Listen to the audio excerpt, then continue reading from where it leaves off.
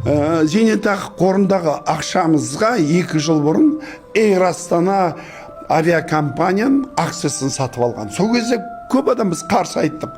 Болмайды өйтіп сатып алуға. Бұл тиімді компания емес. Бұл тек қана мемлекеттің қолдауымен жүрген компания. Нарықта шектеп, конкуренцияға шыдамайтын, тек қана мемлекетіне арзан жанармайымен бұл жерге Қазақстанға ешкімді кіргізбей, тек қана Эйр Астана жүрген кезде көп ақша тапты.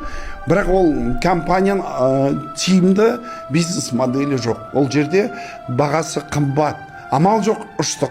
Басқа авиакомпания болмағандан кейін. Міне қазір аспанды аштық. Шетелдің авиакомпаниялар кіріп бастады, Эйр Астананың жағдай қиындады. Міне біздің ақшаға акциялар сатып алды. Бірақ 2 айдан кейін ол акциялар 30%-ға арзандап кетті. Міне қазір ол акциялар арзан. Себебі бұл бәсекелестікке шыдамайтын компания. Неге үкімет біздің ақшамызға Эйр Астана компаниясының акциясын алып деген сұрақ? Кім жауап береді оған? Неге біздің ақшамыз жоғалды? Сол себептен азаматтар сенбейді. Мен үкіметке сенбеймін. ЕНПФ қорына сенбеймін. Мен ақшам өзіме беріңдер. Өзім соған үй сатып алам дегенге неге мемлекет кедергі жасайды? Осы жерде бір ойланатын нәрсе, мемлекет тарапынан мынау аннуитеттік компанияларға ақша көп түсу үшін арнайы азаматтарға шектеп жатыр. Сол арқылы аннуитет компанияларына жаңа ақшаны көбірек жинап берейін деп жатыр. Зейнетақы қорындағы ақшаны пайдалану бойынша үкімет шешім шығарыпты. Өзі ең төменгі алуға қатысты деңгейін көтеріп, қазір көп адам ақшасын аламай жатыр. Әрине бұл дұрыс шешім емес.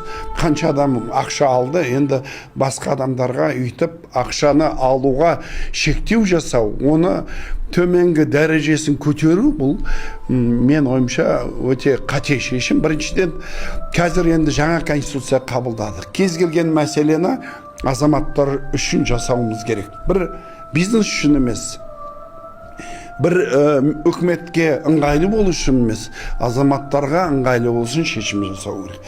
Қандай негізде бұл төменгі порогты көтерген мен мысалы түсінбеймін. Мен ойымша бұл азаматтарға көп зиян алып келді. Бірінші, көп адам жоспарлап қойды. Міне зейнетақы қорындағы ақшамды аламда пәтер сатып алам. Ол үшін бүгінгі бір пәтерін сатты. Басқа жерде ақшасын жинады. Үй тауып қойды. Енді міне үй сатып алам деп жатқан кезде үкімет айтады, болды, біз төменгі деңгейін көтердік. Кім көтеруге рұқсат берді?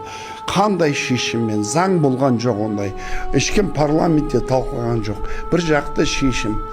Мыңдаған адам қазір бұл шешім зиян шегіп жатыр. Сонда мен өзім ойым, бұл жерде тек қана болды, төменгі жағын алып тастадық, тек аннуитет компанияларына пайдалануға рұқсат беріп жатыр. Мен ойымша бұл жерде үкіметтің деңгейінде аннуитет жасайтын компаниялардың лоббисттері отырған сияқты. Олар алып та ақша оларға көп бармағаннан кейін біреуге қалай келіскен қайдан, бірақ мен төменгісін көтеріп, қазір көп адамға ақшаны алуды шектеп жатыр. Ол енді өте өрескел қате шешім, бұл азаматтардың құқығын бұзу.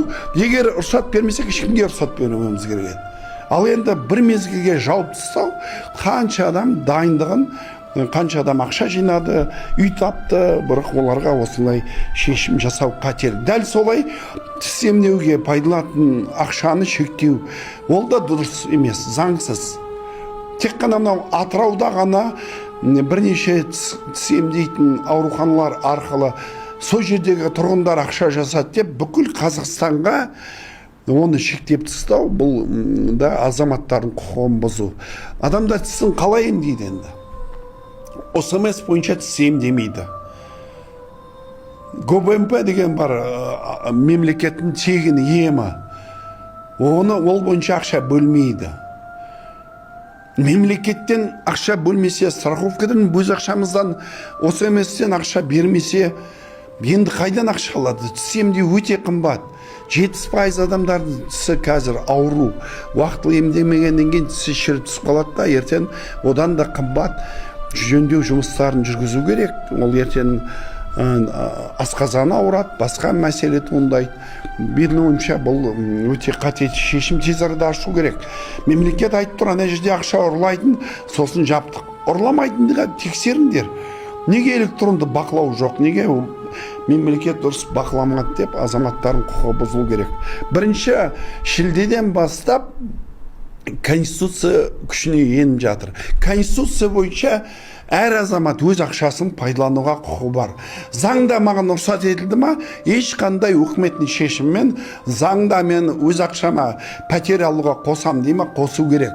Мемлекет өз тарапынан өте сауатты басқарушы емес. Не болды? Біз енді зейнетақы қорынан ақша салып қойдық. Мемлекет оны тиімді басқарып отқан жоқ. Оны бірнеше мысалдар бар. Азербайжанға жіберді, өткен жылдары көп ақша сонымен кетті, қайтпады бір жеке банктің ішінде.